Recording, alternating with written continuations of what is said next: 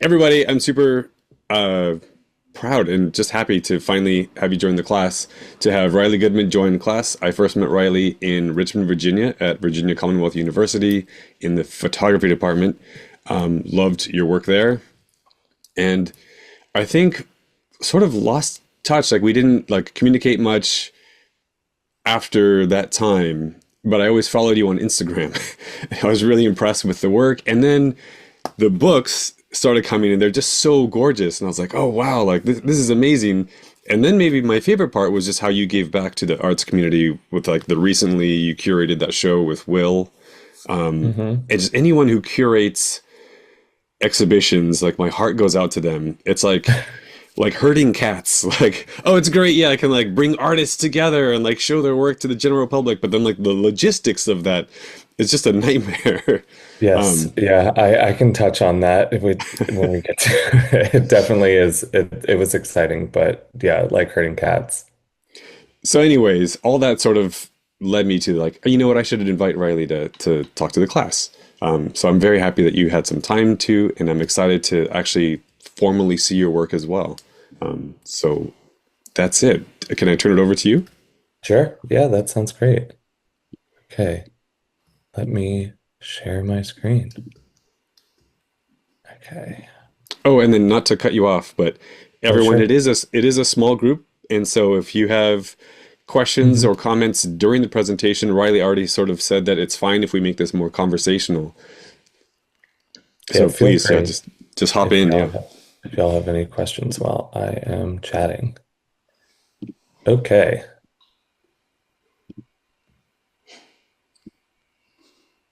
Okay, are we good there? Everybody see that? Okay, Yeah, looks good. awesome.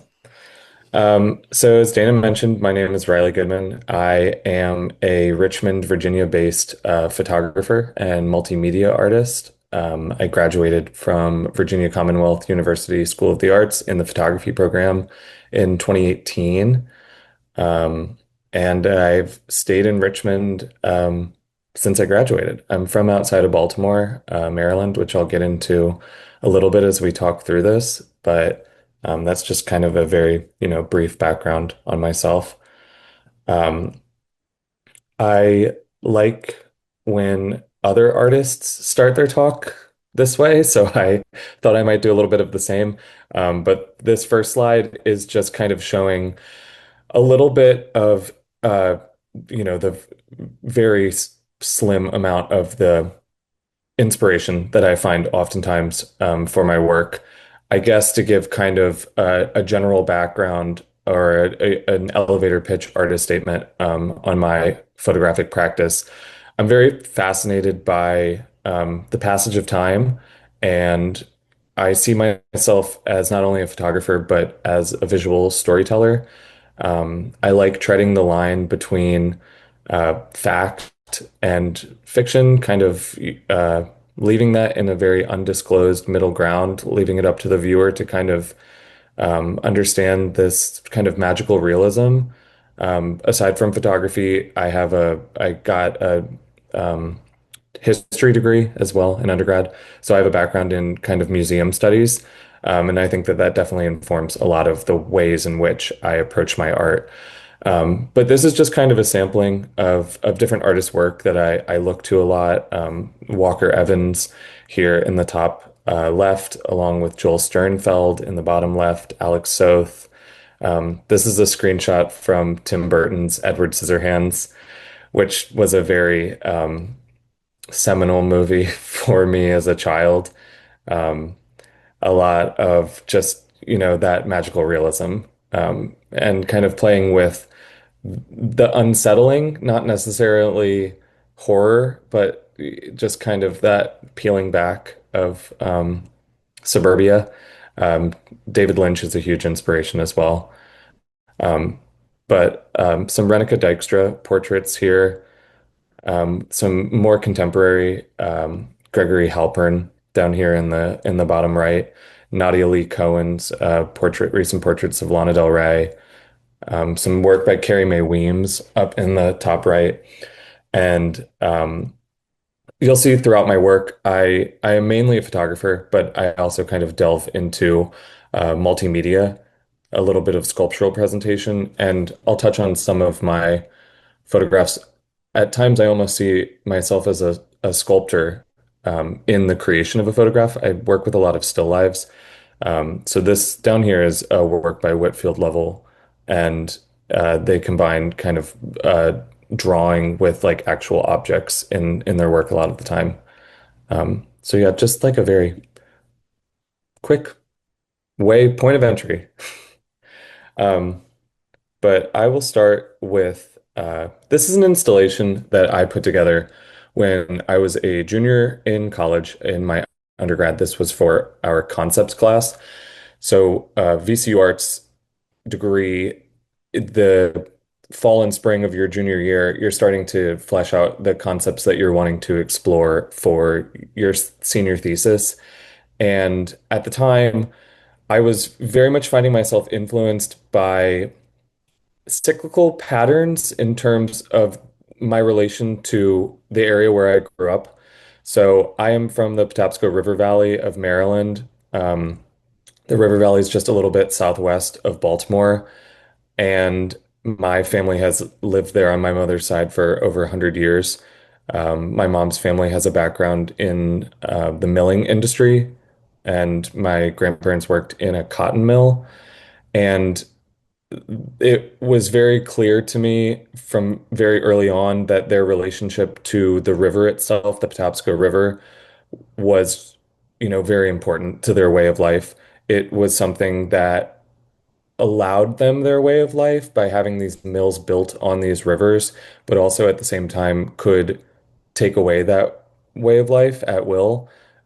So my grandparents and my mother grew up in a town called Daniels that was lost essentially in 1972 during Hurricane Agnes. It sat on a horseshoe bend in the river, and when the hurricane came through, it just wiped everything out. And I began this work in 2017 in response to flooding that was occurring in Ellicott City, which is a town just over from where I grew up. That was some pretty catastrophic flooding that occurred in 2016 and then again in 2018. And I was just thinking about cycles and the way that kind of family history exists as a cycle and the way that we remember things, but then also in the way that our relationship to the environments that we inhabit. So this was kind of my first big project that I was working to explore when I was in undergrad with these kind of combined tenants. And so this is a 50-foot long banner of both images that I made along with archival images from my family's archives that I was able to kind of pull bits and pieces of to create what was meant to kind of resemble almost like cotton duct of fabric in a mill. And I had these pieces that were hung around it while also incorporating different sculptural elements. So this wash basin that is in the foreground was full of water and it had a hole punctured in the bottom of it. So it became an auditory experience in viewing the piece, hearing the water dripping, referential in that way. And this um, piece here that was hanging up was a piece of fabric that was recovered after the flood in 2016. It was strange, kind of the first jumping off point for this series. I was on a hike down in the river valley, and it was very eerie and almost ghost-like to see all of these pieces of fabric and different pieces of debris that were up in the trees that had kind of washed that way when the floodwaters had come through. And then once the floodwaters had receded, it had left these kind of ghosts. And so that became, like an interesting way to kind of approach this, thinking about, the ghosts of our families and different types of things. And so from there, I was kind of thinking about the way that we are examining ephemera and the way that, just kind of collector. And this was definitely, you can see the influence of my background in museums here. So both of these pieces feature fabric that I recovered after the flood. This is a birthday sash here in the middle, but I just found it to be such intriguing moments of debris that were happening here and kind of juxtaposing that with these archival images in creating almost a shroud. And so Riley, I've got that a kind of was, the end of junior year. Yeah, Riley, go I've got ahead. a quick question. Yeah. Sorry to interrupt. The image on the right here, is this Yeah. a collection of things that you photographed and we're looking at a photograph, or these are pressed into the frame? That is pressed into the frame. I Yeah, see. so I was working to combine kind of what our understanding was of presentation, both the actual object itself and then kind of other things. So this work on the left is a scanned photograph that was made larger, but then the actual piece itself is this fabric itself in there. And I was intrigued by that because I am fascinated by the notions of deterioration. Photography is inherently something that deteriorates over time, just in the chemical processes of it.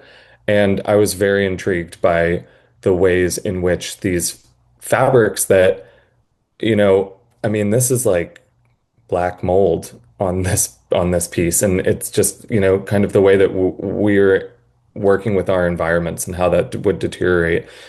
But these pieces I still have, they're wrapped up, but I mean, I'll be intrigued to kind of know what they look like in 10 years or so. Yeah, still progressing. Yeah. And so from there, the year after the flooding in Ellicott City, I was given the opportunity to have a solo exhibition at the History Museum for the county. And that was a combination of this banner, once again, kind of repurposed in a different way, the wash basin as well.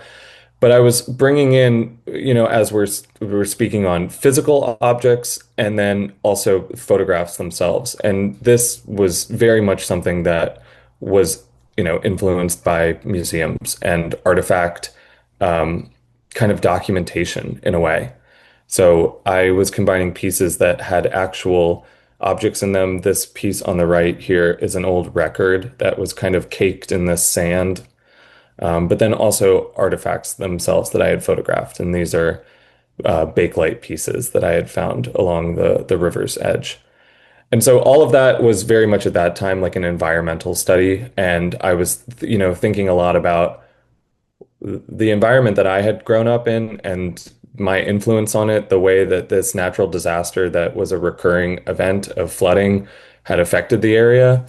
And through the banner, began to be these touches of personal experience and familial experience. And through that was kind of where my senior thesis in undergraduate began. So From Yonder Wooded Hill was my senior thesis, and it was kind of the beginnings of understanding not only the area in which I grew up, but the way in which my family's presence there affected the way that I grew up. So this image on the left here, which is in these previous installations, this was kind of the first carryover. And I took this in the aftermath of the flood. This is along a hillside that has a church that's sitting on top of it. That the hillside was washed out, and this is rock bracing that was put up after the fact to kind of ensure that that building wasn't going to fall off. But I just found it to be such a surreal thing. Um, but then kind of thinking about that, what I began to realize is so my grandmother, who is pictured here in the center photo, seated, she was born in Cass, West Virginia, which is a lumber town, and she moved to the Patapsco River Valley for work. And I found it to be very intriguing as I began to understand my family a bit in that while not an immigration story across continents, she was looking for a place that reminded her of home. And as someone from, in her case, of being Appalachian, she was looking for a place that would remind her of the area in which she grew up. And it became very interesting to consider that while the area that I grew up is not Appalachia, and I myself am not Appalachian, the diaspora of that experience is, a part of my upbringing. And through that, thinking not only environmentally, I began to think about a lot of kind of folk tales and folk traditions and the way in which I was raised and just how that affected the person that I am today. So that was kind of the entry point of my senior thesis. I was thinking a lot about kind of, where do I fit in this kind of familial puzzle, and how does the environment that I grew up, how has that kind of affected me? And it was a little bit of exploring Cass. So I got to go back to the town where she grew up in West Virginia. And throughout this project, I kind of interspersed the images without necessarily designating which was made where.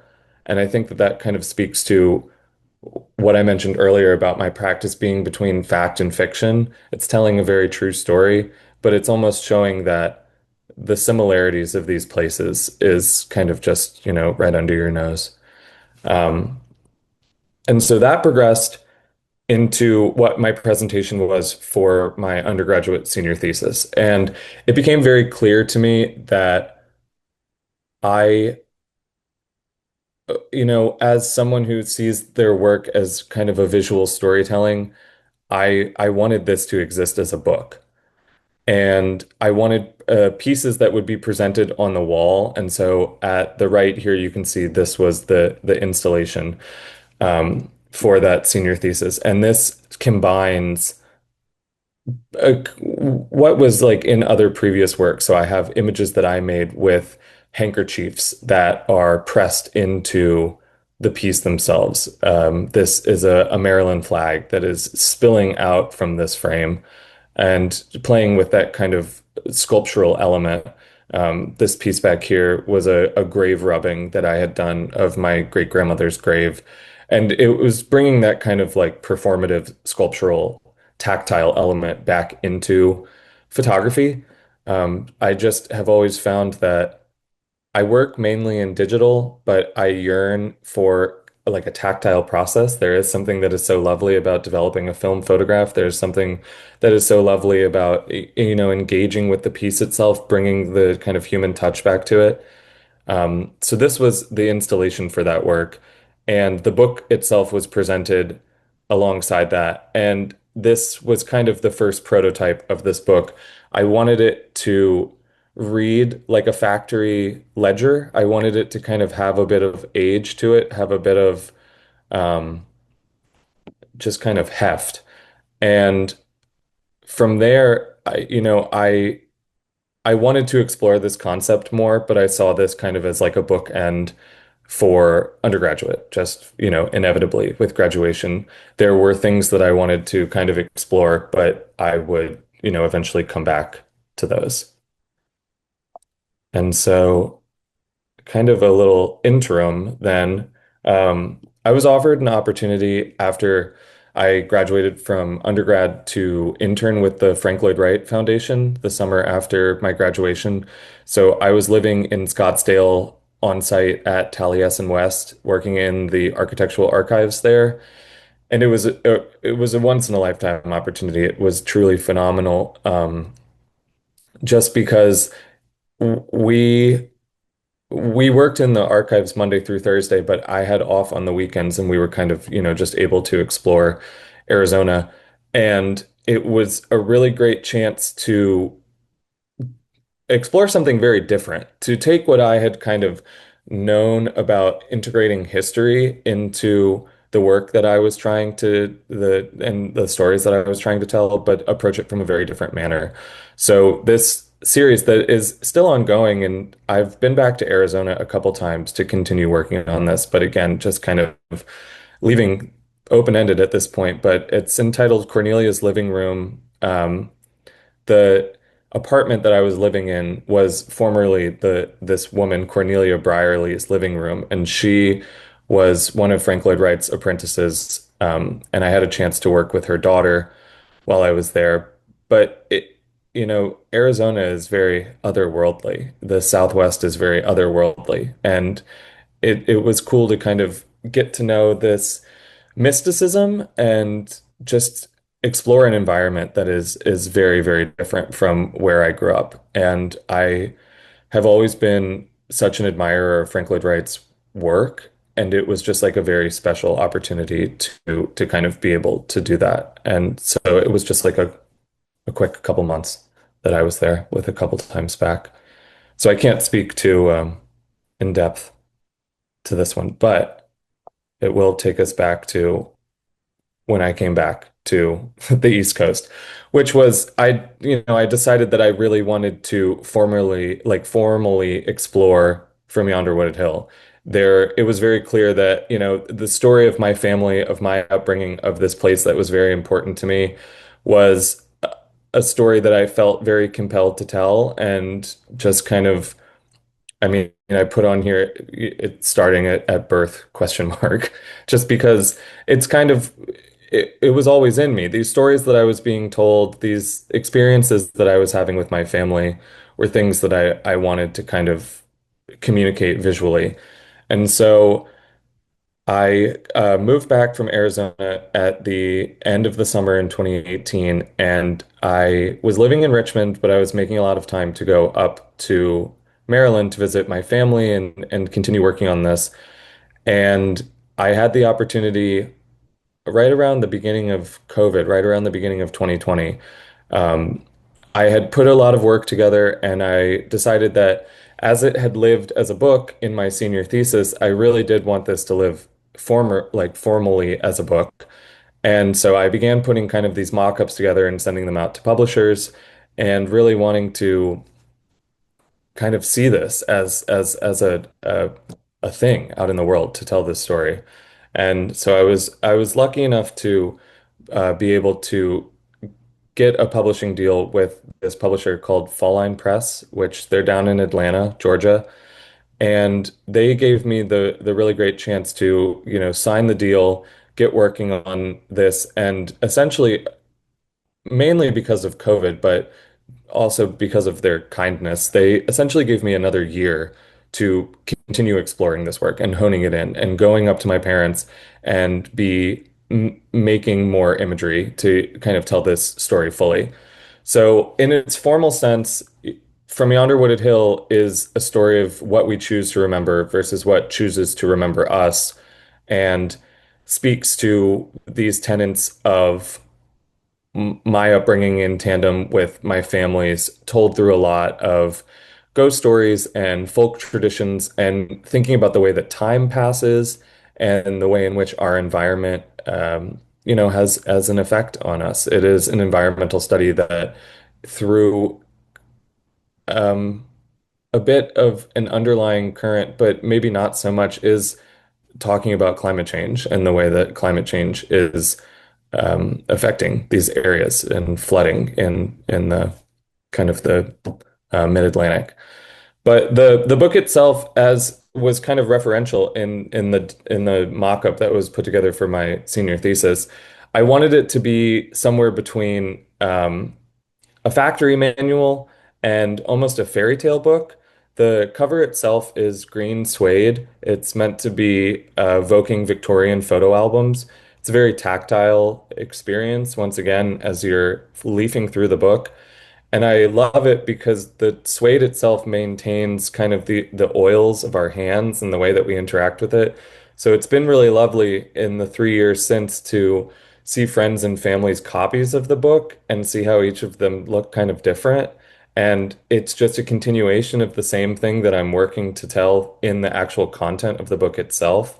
I love, like seeing like a coaster ring on someone's fingerprints, or pet hair that's been kind of embedded in the cover itself. It kind of speaks to the way that we engage with books. Um, but the book combined both images that I had made along with text elements, archival pieces that I had put together from my family's archive, and was also exploring a bit. Let me see if I can navigate around here. Was also exploring a bit of written word. So this two-page spread, for example, is telling a story that my grandmother told my mom about my great-grandmother encountering a ghost coming home from work. And I wanted to approach it where I was allowing these firsthand accounts to be told within the book. And in the same way that these kind of artifacts after the flood were, coming up and being left behind along the shoreline of the river.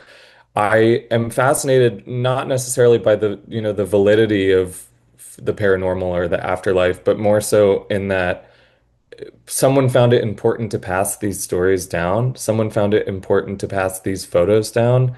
And I wanted to kind of become the record keeper of that. And kind of that things continue to exist whether or not we're paying attention to them, but they are eager to, bob to the surface if we give them the kind of the light to.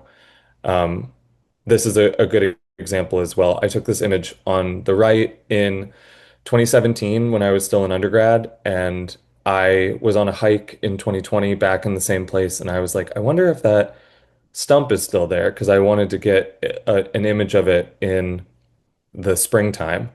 And, I was expecting it to look quite similar to how it had. And obviously, 3 years later, it looked very, very different, but in quite a beautiful way to show the passage of time and then, the new growth coming out from this. Let's see. And so, From Yonder Wooded Hill was published in April of 2022. And then that summer, I had the opportunity to do an exhibition with Candela Gallery, which is a photography gallery here in Richmond, and show the work. And that's always lovely because, getting to see the work go from in camera in a digital space to a book in a physical space, and then get to see it large and presented in different ways, in a gallery space was really lovely. And so, in that way, I put this installation shot on the left in particular because it was fun to think about the ways that you could view these objects that weren't necessarily possible within the book, putting these two pieces on the corner of the gallery. This image on the left is a diorama that is of Ellicott City, of the town, a train garden diorama. And the image on the right is my mother looking at an image of her childhood home and the coloration of it and playing with that kind of idea of scale. I think um, that really is quite referential to Tim Burton. If you like, I love the intro to Beetlejuice where it's the model and then it becomes like the actual town itself.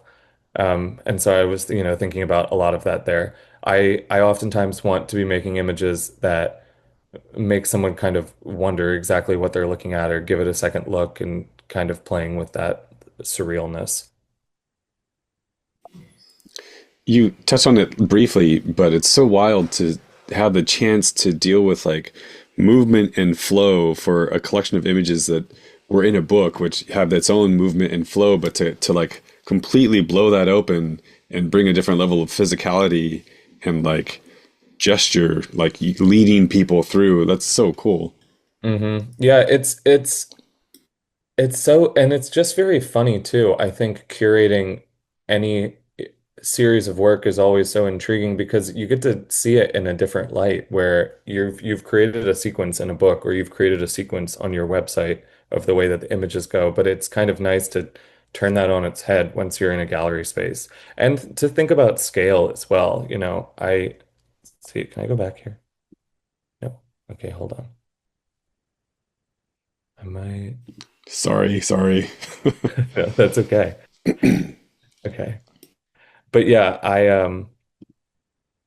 I was trying to think a lot about scale when I was putting this exhibition together too.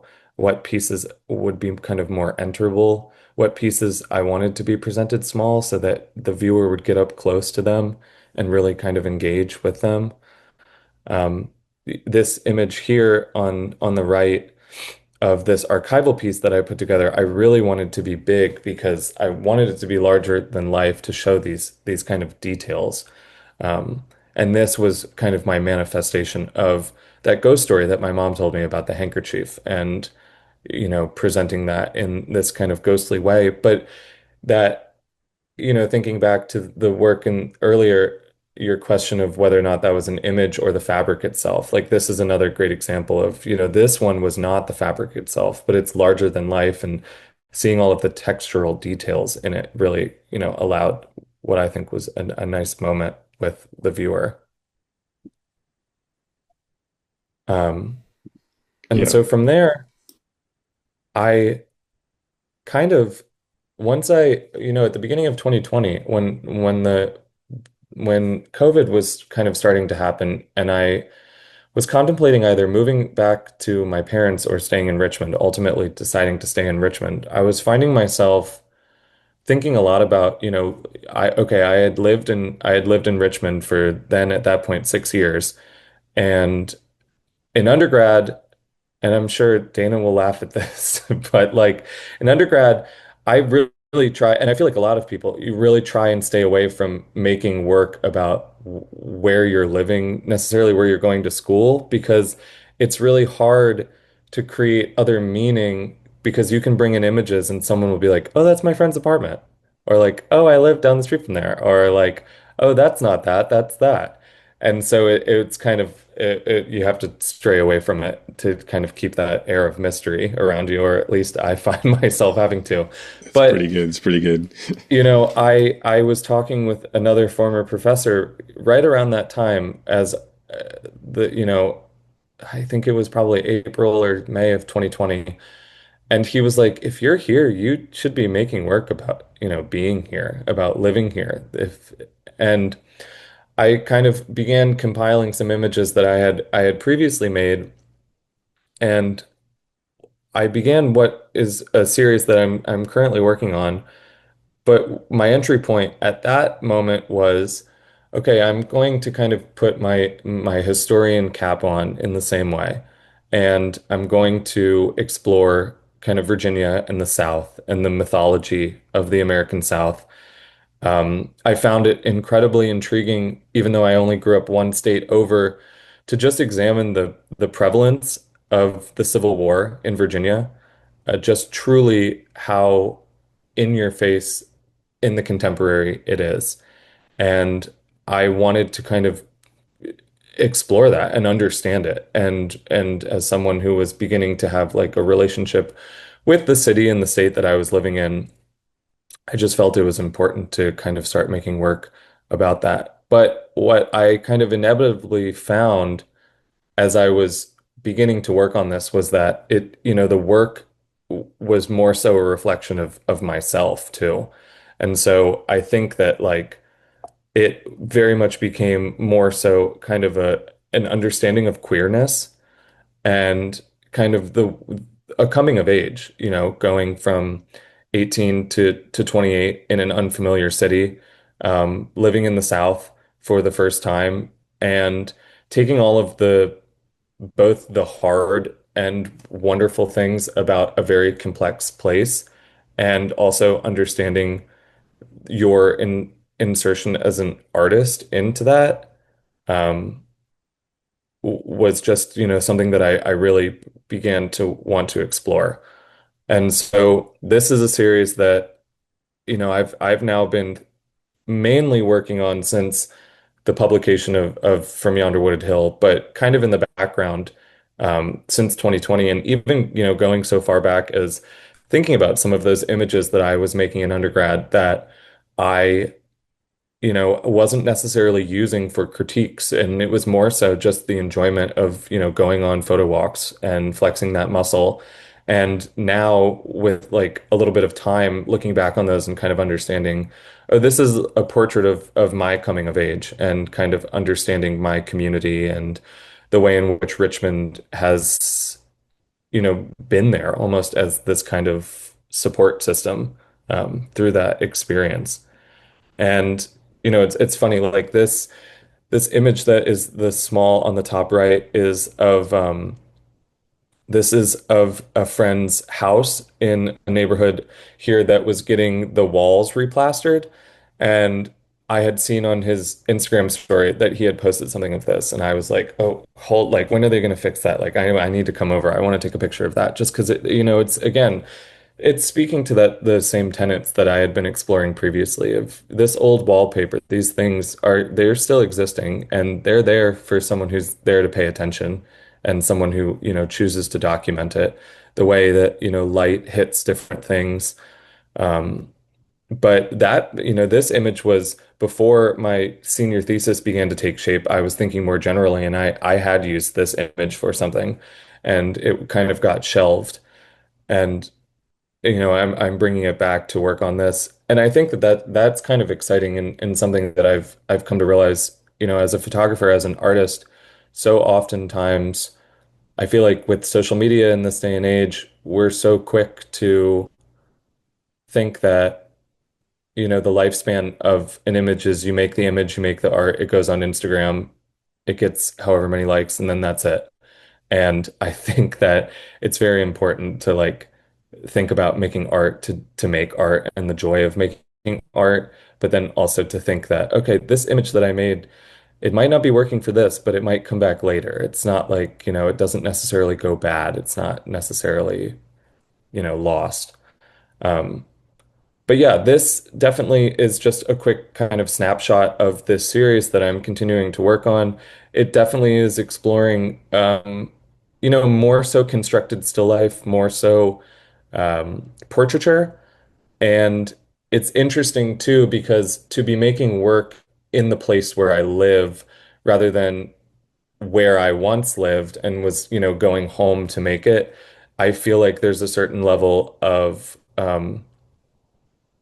ability to kind of do more reshoots, speaking in that same way, rather than, okay, I'm only up here for a weekend. I got to make this. And if the lighting's bad or the weather's bad or something, then that's kind of unfortunately what it's going to be.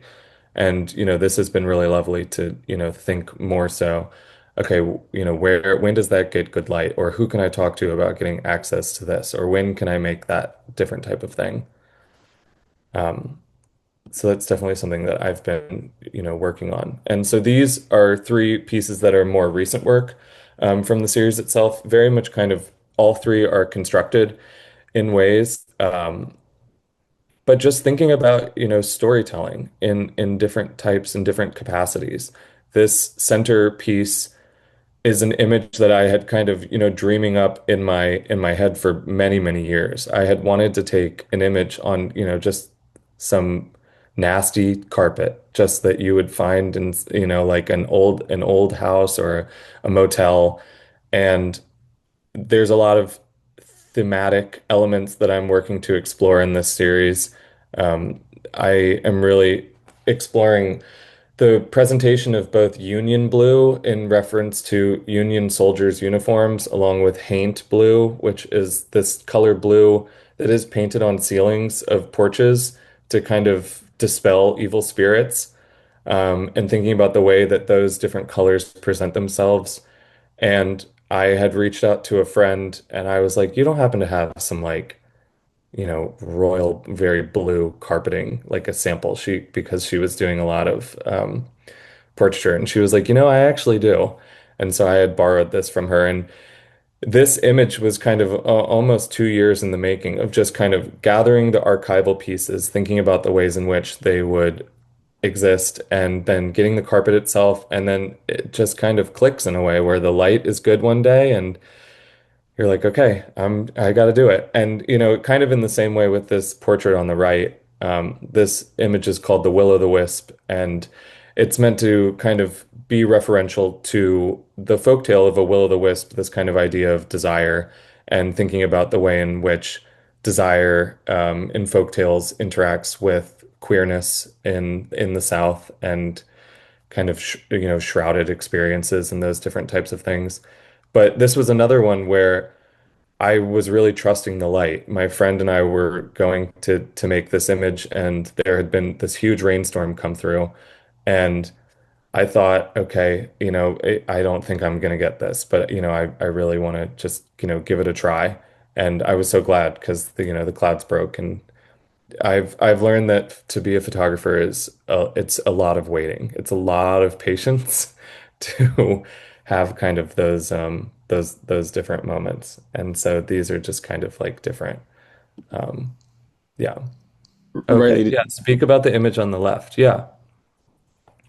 Yeah. So the image on the left, this piece is called A Maryland Yankee in Powhatan's Court, and so that's obviously playing on the Mark Twain title, but I really wanted to think about kind of excess and very much influenced by, Dutch still lives and just kind of the chaos.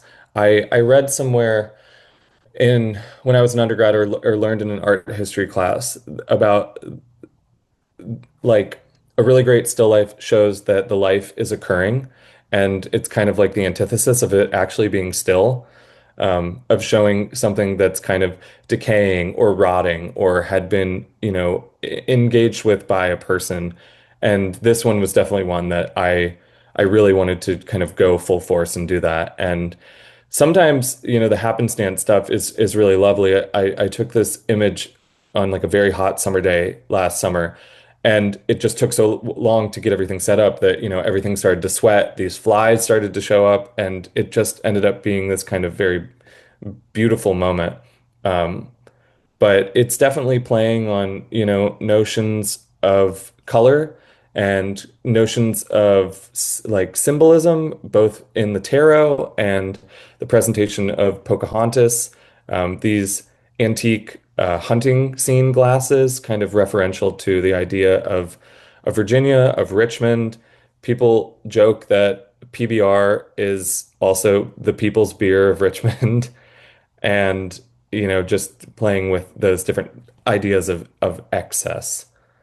Um, but yeah, still lives are very, very fun to me because I think it's a way without showing, the actual life of a person can speak definitely to kind of, yeah. Oh yeah, yeah.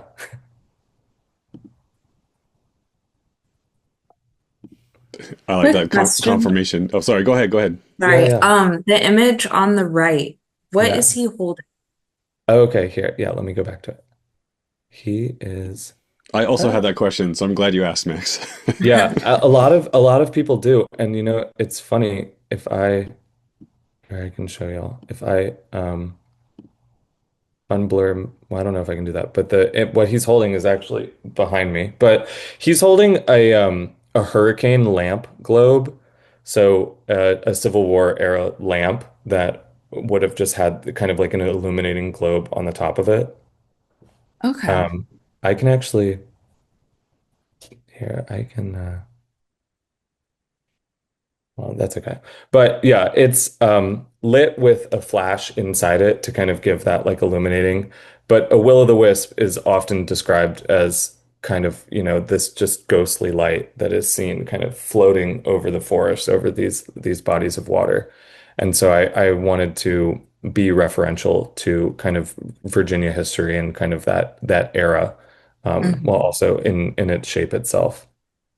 But yeah, a lot of people ask because it's interesting. There's a flattening that occurs in it. Yeah. Um, okay, this is definitely a departure from the fine arts work, but I feel like it's also important to kind of touch on like career trajectory as well. While I would love to say that, exploring all of that fine arts work and my fine arts practice has been able to sustain me career-wise. Oftentimes, as is true with any artist, that's not the case. I graduated with the intention of working in museums, and the experience with the Frank Lloyd Wright Foundation was really lovely. But coming back to Richmond, I was just coming to find that those opportunities were very few and far between, within museums, unfortunately. And I ended up working for a bit actually back at VCU Arts and was doing a little bit of social media management and administrative work for the School of the Arts. But I, in 2022, had the opportunity to begin working in brand management for a social club that is based in Richmond. And this was kind of my first foray into commercial work. And it was very exciting because I learned a whole lot from my team, and I was learning a lot of technical skills that were very beneficial to my fine arts practice, but being able to kind of utilize them in more of a commercial sense. But I came to find in doing this a lot of the things that I love about making art through the commercial work. So like the still lives can still exist, but just with a different intention of, wanting to sell food or sell drinks or show the experience and different types of things. I fell in love with doing food and beverage photography in this role. And it was a really great opportunity because I was finding myself doing almost kind of like a Swiss Army knife type of situation where I was doing brand management and graphic design, a bit of photography and videography, social media management, and it just really taught me a lot. And it also gave me some opportunities to kind of, flex my creative muscle in like a different way. This image on the right is Jonathan Russell, who is the lead singer of The Head and the Heart. And that was very exciting to kind of get to be invited into these rooms to be, doing a bit more and kind of getting my name out there a bit more as a photographer. And so I recently switched roles and I'm now doing brand management still, but I'm working for an advertising agency.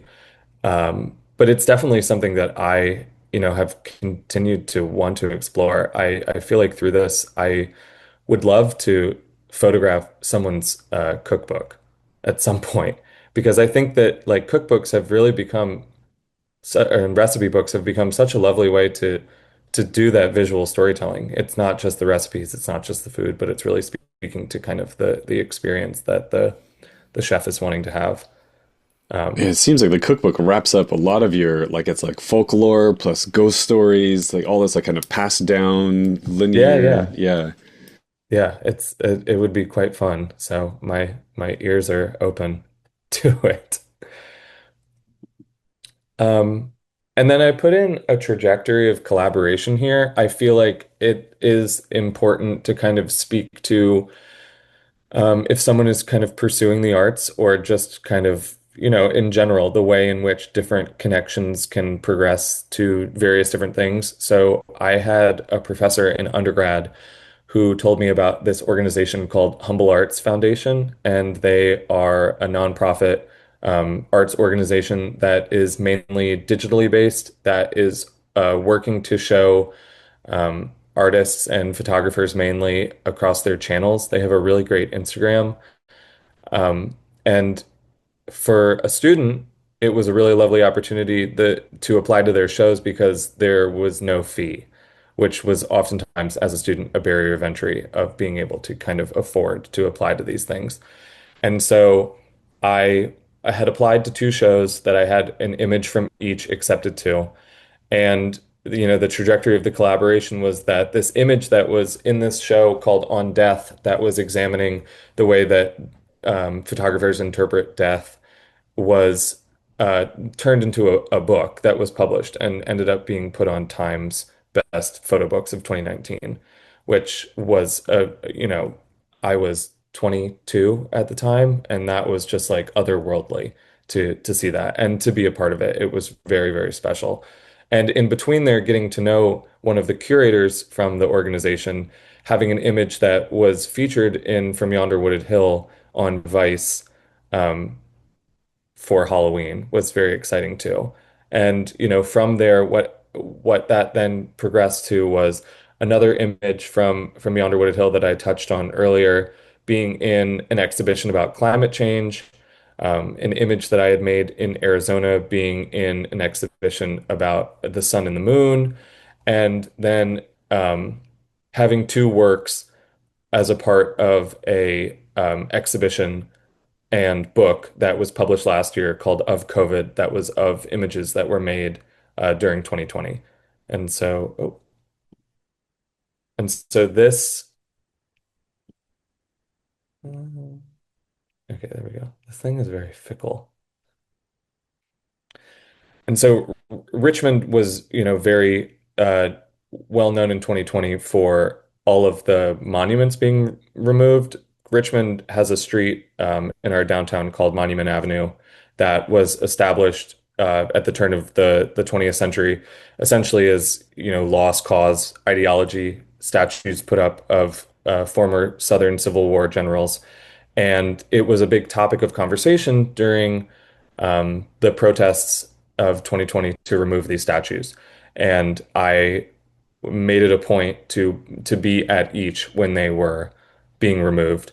And this was the Stewart Monument that I was very happy to have the opportunity to photograph this because the monument itself, when it was on the pedestal, was sitting the other way. He was facing the other way, and all of the news photographers and the news crews were over on the other side of the circle, the roundabout that this was in. But I wanted to photograph it from where the sun was hitting it, and so I was on the other side.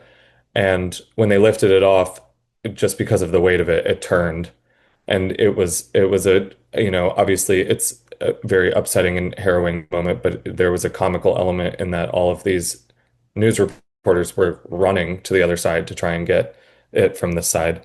And so that was very special to have these images featured in this book to talk about COVID, to be a Richmond photographer, getting to show this very important thing that was happening in terms of our progression as a city in a proper remembrance of removing these statues.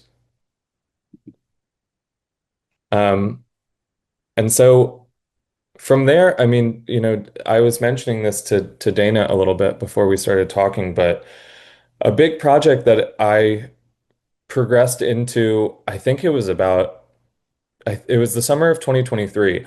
I had found myself, well, even prior to that, when I was working back at VCU Arts, I was thinking a lot about how we have a really wonderful photography program that has both fine art and commercial photographers who graduate from it. It's a very great alumni network. And I oftentimes feel as though photography doesn't carry the same weight in the contemporary art scene as it should. Photography is a fine art and it should be held at the same level as painting and sculpture and all of these different pursuits. And so I had approached a former professor about the idea of curating a show of alumni in the gallery at VCU. And this began my first curatorial endeavor, which Dana and I were laughing about, like the first curatorial endeavor being 31 alumni from the past 15 years.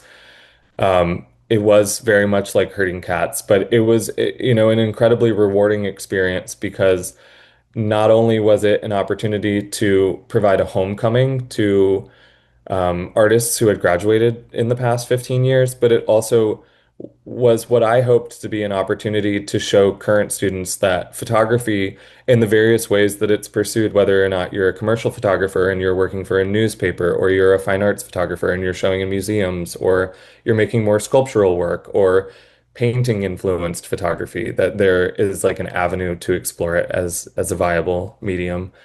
And so this exhibition is entitled Back Through the Open Window, selections from the past 15 years of alumni at VCU Arts Photography. And that opened in February of this year. So it was um, about 2 years, a little less than 2 years of planning to kind of get this moving. And it is a monumental kind of undertaking to um, to do. But it was in an incredibly rewarding experience. So this is, another installation. I was able to show my piece that we touched on previously in it alongside pieces this is by Peter Cochran, who was a former TA of mine in undergrad. This piece on the right is by Dominic Muniz, who was an alumni of the BFA program, who just recently got his MFA at UNC Chapel Hill.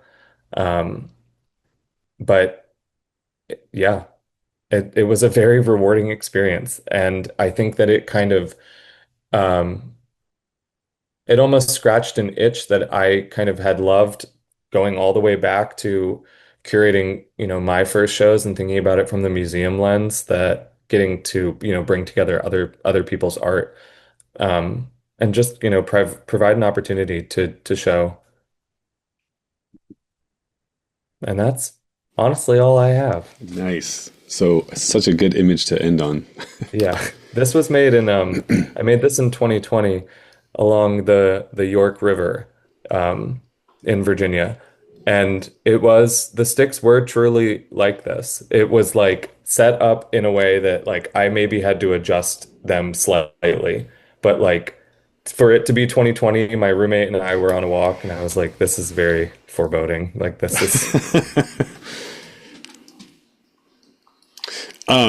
We are right at the end of the time that I asked you for, but can you stick around for a few minutes for yeah, questions? yeah, happy to. I got a ton, but I would love to open the floor to the three that joined us. If any of you have any questions to ask Riley. Yeah, I had a quick question. Um, your photography is beautiful, first of all. Oh, thank you. And a lot of it is like this mix of like staged, but you also found it in its natural environment. So I was just wondering, you mentioned that some of your stuff you find on like little photo walks or things like that. But for most of your photography, are you finding that you have to set it all up in advance, or is it stuff that you're finding in the moment and then taking a photo of? hmm I would say honestly, it's about 50-50. Some of the still life work, the portraiture work is oftentimes set up, and it's funny. Well, a lot of it is happenstance. Or what I'll do is if I see something that I think could make a really good image, if I'm just on a walk, I'll just take a picture of it on my phone. And then I think about, okay, what is the way that I can recreate this to, kind of make it look happenstance. But it's definitely a line that I work to tread because certain still lives I want to be clear that I have kind of created them, that I've made them. Some other ones I want to kind of seem as happenstance. Um, but yeah, I would say it's about 50-50. Okay. That's higher than I thought. Or so I thought that you set up more work. So it's incredible that high of a percentage is like just stuff that is there that you just There, noticed. there are many times where I'm like, oh, I gotta go home. Like I gotta run home. I'm a runner. And so like a lot of my like photo scouting I am doing when I'm on runs. And I oftentimes am like, okay, I gotta turn around. Like I gotta go get my camera. Excellent question, Max. Thank you. Anyone else? Yeah, I have a quick question. A lot of comments too. But so I found it kind of interesting. I wondered, like, I know you really enjoyed curating that show, and I wondered, did you enjoy curating your show that you have now, more than the show that you had for yourself? What was hmm easier to do? Yeah. Because you had two different roles there. hmm I think I think ultimately I enjoyed curating the alumni show more because I found it to be more rewarding in it kind of speaking to the community Yeah. and getting to have like a chance to showcase the alumni. But I also found in curating my own work is rewarding in a different way because I find it to be a different way to look at it. So Mhm. oftentimes I'm staring at things and I'm sequencing things and it's nice to think about it in a fresh way where you have the physical object and you're moving them around the room. So, but I would say ultimately the alumni show was more rewarding. Also because, 31 artists making very different types of work, but I was amazed that my co-curator and once we had everything set up, we were like, whoa, wait, this actually fits, because we were choosing pieces that we felt fit with. We were operating with a loose idea of exploring narrative, and we were choosing pieces, and we were kind of like, okay, I think this is all going to work together. But you never know until it's all necessarily in the place. But I was very happy that it did all kind of work out that way. Yeah, that was when you were talking about that, it was reminding me it's just kind of like being a teacher, and you've hmm got it's kind of like herding cats and you have about, 30 students and Yeah. just being able to highlight what you think is the best from that particular artist Hmm. and how rewarding that is. Yeah, But and also it was to, also it was nice because so many of the artists that we were showing are also Richmond based. Mhm. And it was nice to kind of say, there are boundless opportunities in for the arts in larger cities like LA and New York, but also Richmond has such a lovely art scene, and we should be showcasing these artists who, went through this program, decided to stay in the city, and are continuing to, have a practice here. Thank you. Any other questions? Kimberly, you also mentioned that you had some comments. Feel free. I mean, whoever wants to jump in. Well, sure. I'll just keep going here. I was kind of scrambling and taking notes as we were going along. I guess just in general, this has been really great. I love seeing other people's work, of course, and what they're doing with it, um, as an artist and then but also professionally. Hmm. And you've inspired me to kind of document a little more about where I am and kind of making me think about the kinds of pictures that I'm taking. And I love that you kind of take this historical perspective and this documenting perspective. And I feel like I'm getting too caught up in the pretty picture. Like I'm more about the framing and the composition and I want to get the sunset just right, but really the importance of the documenting and that historic perspective. So that was really interesting and inspiring for me to kind of see that part of your work. Um, I did really like the pictures of your show, and I loved that contrast of the little diorama of the homes, and then with your mom with a picture of her home, and it just made me think of how, it used to be family members would pull out the box of old pictures, and I can just kind of Hmm. hear her, this is the house of blah, Yeah. and it's like you lose that with the digital image Hmm. sometimes, and just the old box of photos, and how, kind of historically. So that's kind of made me think of that, and I would have loved to have seen that show. So anyway, Thank you. Yeah, excellent. it's very yeah, it was strange because unfortunately my grandmother, who a lot of the that work in the book was about, passed away before the book itself was published. But it lives on in like a nice way for my family to be able to flip through, kind of as you're saying, pulling out the box of the photos to flip through this and to kind of have this record of her and kind of the stories she told and the way that she lived. Riley, I have three questions that stem from Kimberly's comment. Okay. So thank you for that. And they're intertwined to some degree. One is when you're dealing with artifacts, how how does the question of like rights or ownership, Mm, you find these things that maybe they're considered trash, but yeah, so there's that question. But then that also spins into the logistics of also your digital work. How do you manage your archive? Like you're talked about diving into images that are 10 years old. I can hmm. kind of imagine you've got like shelves of hard drives, but as well as like bins of like trash that you found. Yeah. And then lastly, kind of tied into that all, you know, you said the phrase your insertion as an artist into a place. Like when you waited 10 years to make work or to allow yourself to show work that you made while you were in Richmond as it became your home. So kind of like all these things are like swirling around, but they're all interconnected. Like when do you kind of give yourself permission to use other people's stuff Mm, and make it art? Yeah, I'm not sure what okay. exactly my question is, but can you speak to your Yeah. experience in that? Yeah. Yeah. So, my senior thesis work and then from Yonder Wood Hill was an interesting entry point because all of the archival material was my family's. And so that was kind of like, okay, the ownership is there. And then other archival pieces that were pulled from the local newspaper that were over 100 years old. So they're kind of open to public domain.